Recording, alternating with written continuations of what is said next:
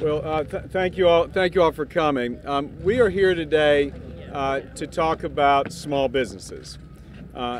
Obviously, we believe the first order priority here in this Congress needs to be directed towards jobs in the economy. And when we're asking who are the job creators, small businesses create 65% of all new jobs. And so if our goal is to get the economy growing again, we've got to help small businesses.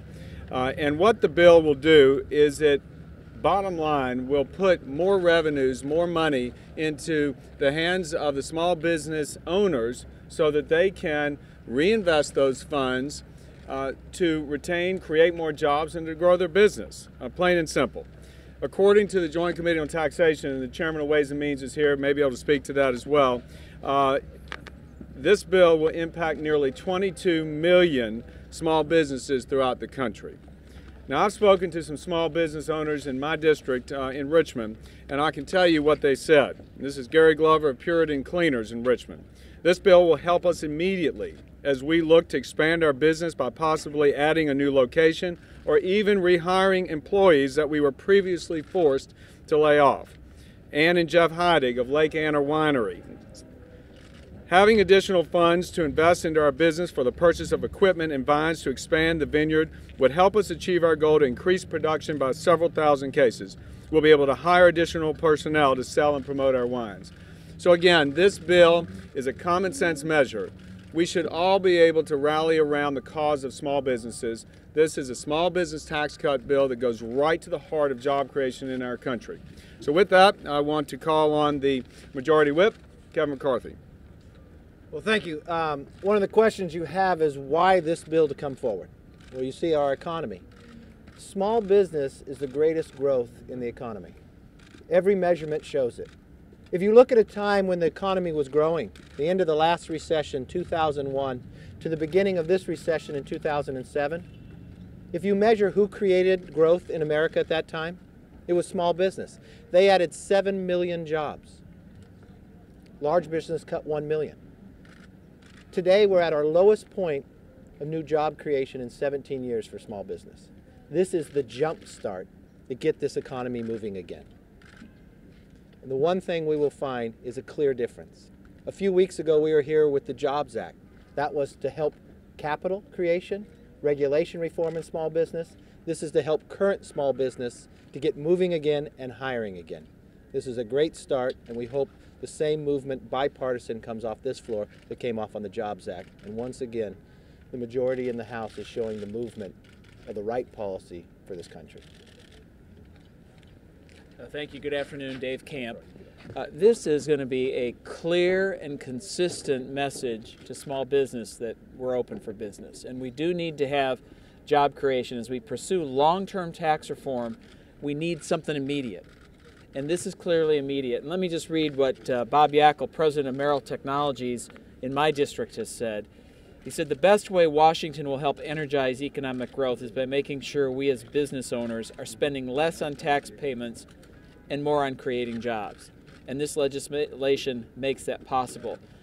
This is Merrill Technologies Group in my district that has really worked very hard to diversify their base. They're a mid-sized manufacturing company with 400 employees. I think a lot of people forget that there's a lot of very important mid-sized manufacturing companies that really will benefit from this legislation. And I think it's very important that we act quickly, because this will be an immediate shot in the arm to job growth in the small business area. Thank you. Thanks, Dave. You know, I'm chairman of the Small Business Committee, and we've got a hearing going on right now on entrepreneurship. And I just heard from a small business, and one of the things I asked was, what would help them when it comes to job creation, when they're trying to expand their company, when they're trying to add jobs. And the first thing out of that individual was a little bit of certainty in the tax code and a little bit of tax relief. It's huge, folks. That would allow so many small businesses to be able to pour money right back into their business and expand. You're seeing a lot of stagnation right now in the economy, and we hear from those small businesses in the Small Business Committee every single week, and they talk about those things like tax reform, certainty, regulatory reform. There's a variety of things, and this is one of those first steps to be able to provide some relief to small businesses.